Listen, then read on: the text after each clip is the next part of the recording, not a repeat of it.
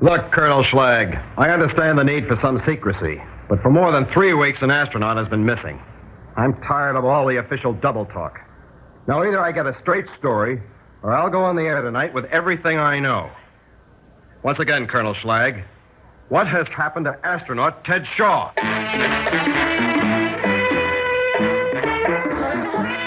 Theater 5 presents Odyssey of number 14.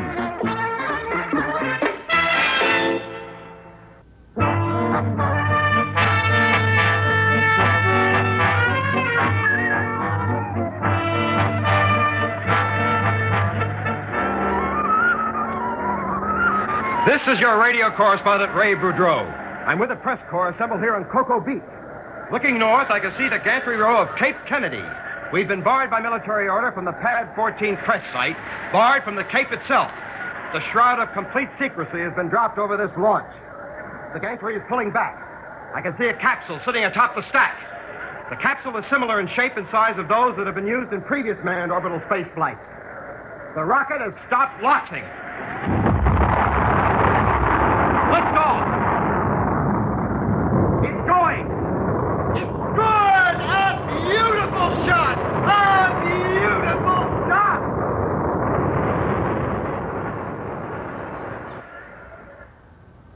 That happened 17 days ago.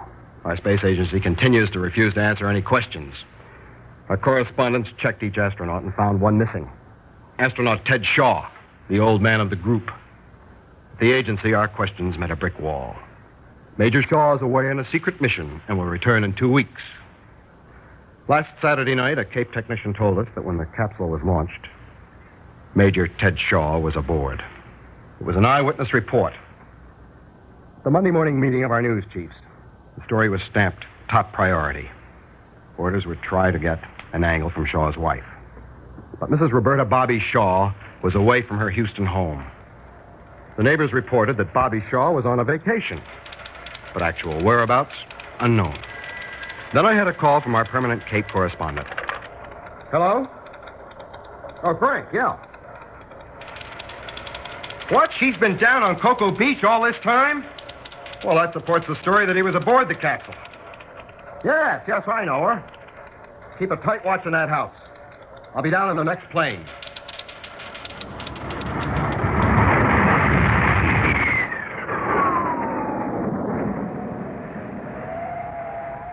This morning, I stationed myself in the dunes just south of the beach house. At 2 minutes to 5, Bobby Shaw left the house and walked along the water's edge toward me. I let her pass, and then walked up behind her. Bobby Shaw. Why, Ray Boudreau. Bobby? What are you doing here? Bobby, tell me, where's Ted? I don't know, Ray. You'll have to get the story from the agency. Well, how long since you've seen him? 24 days. You don't know where he is? Honestly, Ray, I don't. It's all hush-hush. What are you doing in this place? Ted thought that there might be a lot of reporters buzzing around. So, to avoid the questions, he sent me here. Are you under any special security instructions? No, but then I don't know anything. Only that he's on a secret mission. But you haven't seen him for 24 days. Aren't you worried? I wasn't at first. But last week I began to worry when he didn't remember our day of beginning. Your what? Day of beginning. It's something very special to us. Ray, did you know that when Ted came back from Korea, he couldn't walk? No, I didn't. I guess it's something he'd rather keep out of the biography. Well, I was his physiotherapist at Walter Reed. That's where we met. Ted had been in this crash, and I'd exercise him, trying to get him to walk. He was a quiet one. You know how quiet he can be. Yes. But he'd talk to me all about Korea, the missions there, a lot about the men under him who were hurt or killed. He never said so, but I knew he blamed himself for anything that went wrong. And then one day, after one of those talks, he took his first step. And it was then he said he was going to marry me. He called it the day of the beginning. Every year since then, he sent me some remembrance of it, a gold charm, something. But last week, for the first time, nothing.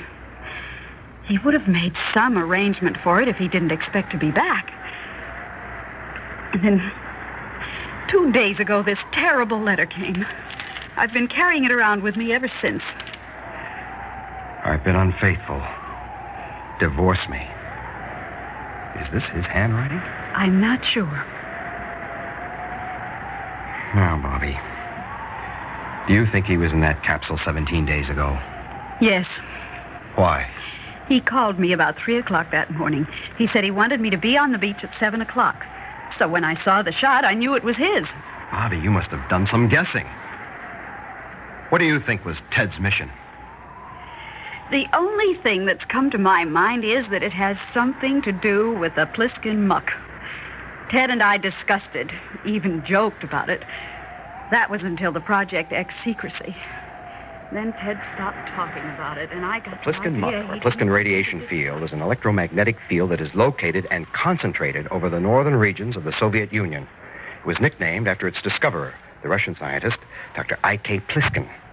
I knew of its existence because I attended an international scientific conference in Stockholm last year and interviewed Dr. Pliskin after he defected to the West. In fact, we recorded a tape interview. Bobby, that letter from Ted, where was it postmarked? Houston. Bobby, there's an explanation for it. And I think the explanation is in Houston. I'm going there this morning, and I think you should be on the flight with me. Yes. Yes, I want to come.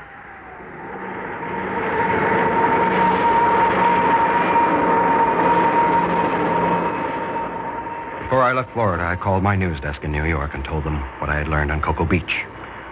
Also, I asked them to fly the Pliskin tape to me in Houston. When Bobby and I arrived, I didn't want her to go to her home. I didn't want her to talk to anyone, at least for the rest of the day.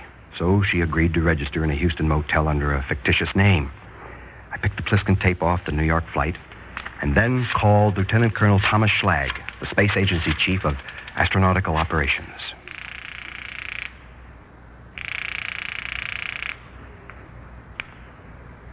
Colonel Schlag speaking. Colonel, this is Ray Boudreau. Oh, yes, Boudreau. Colonel, where is Major Ted Shaw? Astronaut Shaw's on a secret mission. He'll be involved with it for the next several weeks. Now, that's all I can tell you, so... Colonel Schlag, I have an eyewitness report that puts Ted Shaw aboard the capsule that was launched 17 days ago. I also have a recording of Roberta Shaw, who was a very worried girl because of a letter she received from him 2 days ago. A letter to Shaw's wife? I thought she was on vacation. No longer. She's with me. A letter? Then, Colonel, I have a tape of a Dr. I.K. Pliskin. What does he have to do with this? A great deal. I'd like to come in and play this tape for you. I don't think that's necessary. All right, Colonel. But I'm going on the air tonight with everything I've got, including the Pliskin tape. But first, I'd like to talk to you about the implications of such a broadcast. All right. Come in if you like. I'll see you at 3:30. Goodbye. 3 hours later, I played the tape I'd made last spring of Dr. I.K. Pliskin for Colonel Schlag. Here is that tape.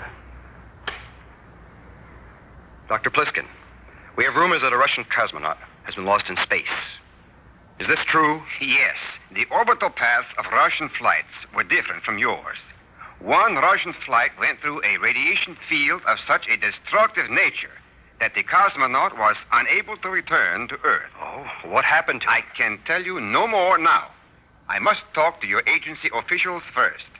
I understand they are planning flights through my radiation field. It is very dangerous there, and they must be warned. Well, that's the tape, Colonel Schlag. First, let me say, Mr. Boudreau, that I've been authorized to answer all of your questions. But let me also emphasize that this is classified as secret. We expect you to keep it so. Now, that's a cute way of gagging me. Then Major Ted Shaw was in that capsule. Yes. Did the Pliskin muck hurt him? Yes. How?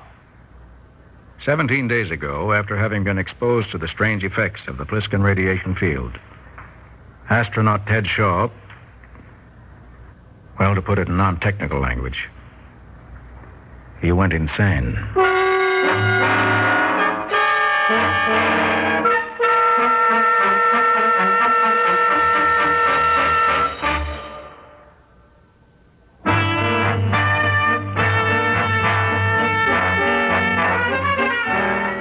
is your correspondent, Ray Boudreau. A few minutes ago, here at the Space Agency in Houston, Colonel Thomas Schlag revealed to me that 17 days ago, astronaut Ted Shaw was launched into space. His mission, to test the effect of the Pliskin radiation field. According to Colonel Schlag, this mission caused astronaut Shaw to go insane. At this point, Colonel Schlag changed the course of our conversation.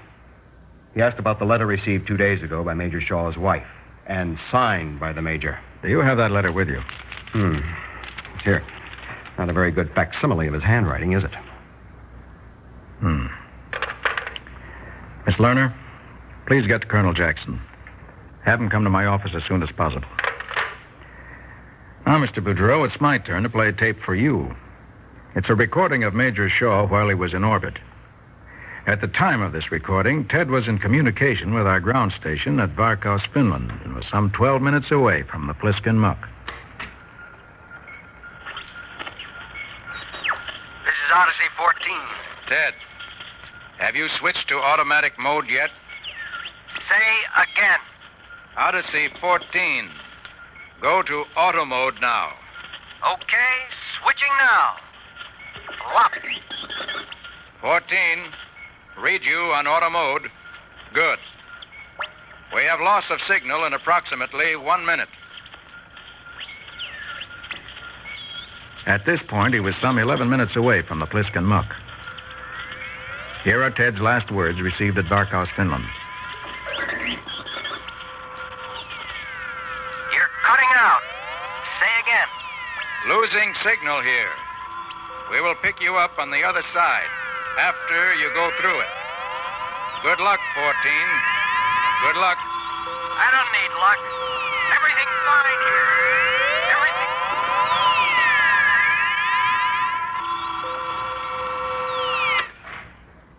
But what does the Pliskin muck do to a man? Come in. Oh, hello, Colonel. Howdy. Mr. Boudreau, this is Colonel Jackson, who is the chief surgeon of the Odyssey mission. How do you do, sir? How do you do? Why don't you ask the colonel that question? Very well. What effect does the Pliskin radiation have on an astronaut? Well, after they've had a taste of it, or perhaps I should say the sound of it, they just don't want to come down. I don't understand. Well, the simplest way I could describe it would be as an acute case of audio hypnosis. You see, when the capsule entered the Pliskin field, the radiation there created a sound phenomenon within the capsule. For lack of a better term, we label it space singing. Once a man is exposed to this space singing, he evidently goes into a deep hypnotic state and will do anything to stay in it. The siren song of space. Is that it? Well, the Russian cosmonaut wanted to stay in that world so desperately that he sabotaged all efforts to bring him down. The purpose of our mission was to send the kind of man who, by our most scientific judgment, was able to resist the field's hypnotic attraction.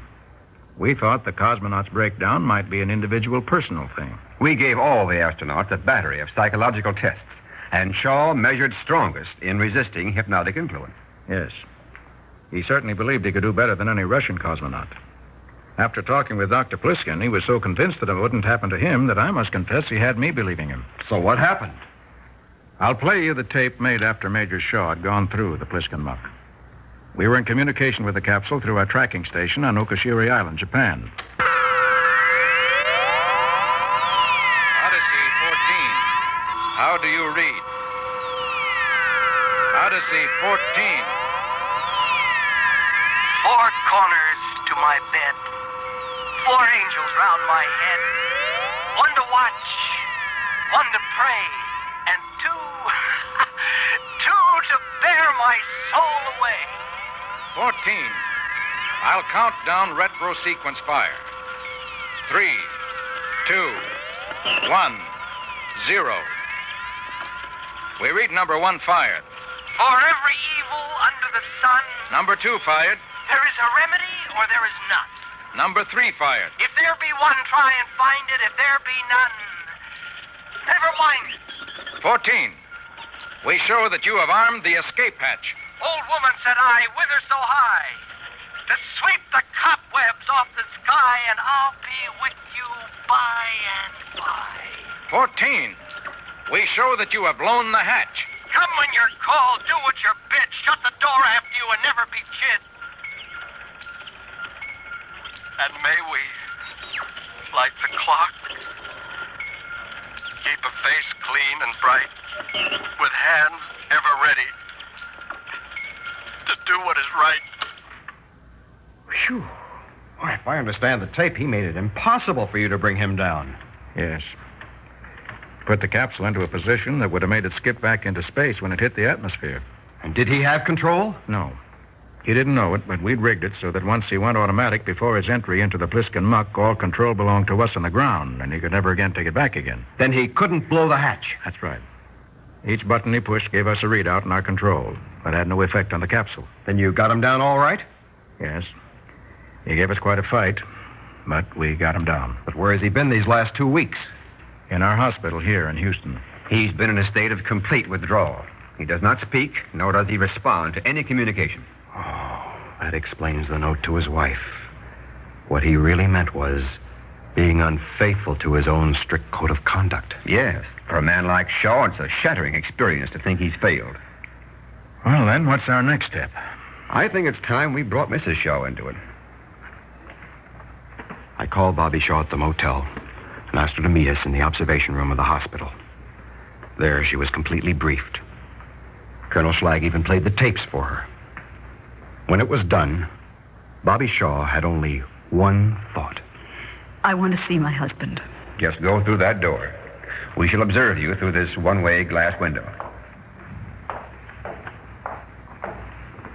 Colonel Jackson pulled back the curtain, and we could see astronaut Ted Shaw sitting in a chair, staring into empty space. Colonel Jackson turned on the room's microphone. Ted? When she spoke, I thought I saw him flinch slightly, but it did not alter his dazed condition. Ted, when you came back from Korea, I helped teach you how to walk. Now we have to work on the speech. So let's start the therapy. Remember the last time we kept count during the coordination exercises by saying nursery rhymes? All right. This time, I'm going to say them, and I want you to move your mouth. Let's start. The man in the moon came down too soon. She worked with him, with firmness, patience, with love. She kept at him to move his mouth, and in time to make some grunting noise in tempo with the verse. Ted. Finally, Now, after more than an hour of work, sound in time with the words. If there is a remedy, or there is none, if there be one, try and find it. Now, Ted, say the last line yourself. If there be none. Ted, say it. If there be one, try and find it. If there be none. Never mind it. Good. Good, Ted. She did it. Yes, she did it. She brought him back. You're going to be all right, Ted. You're home again. You're home.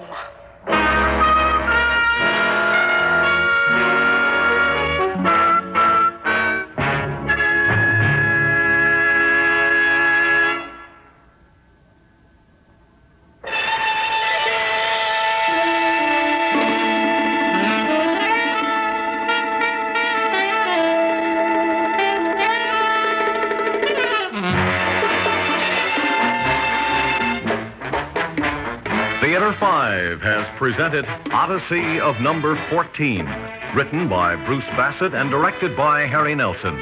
In the cast, John Thomas, Lenka Peterson, Lon Clark, Cliff Carpenter, and Jay Barney.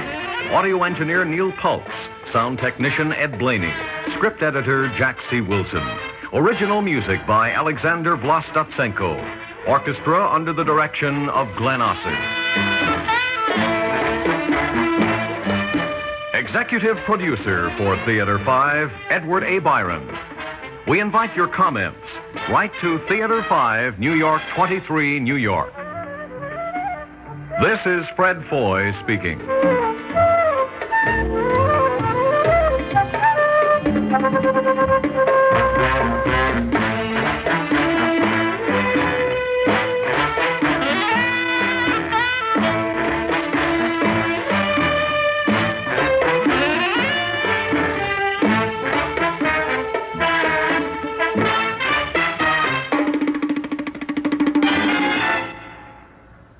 This has been an ABC Radio Network production.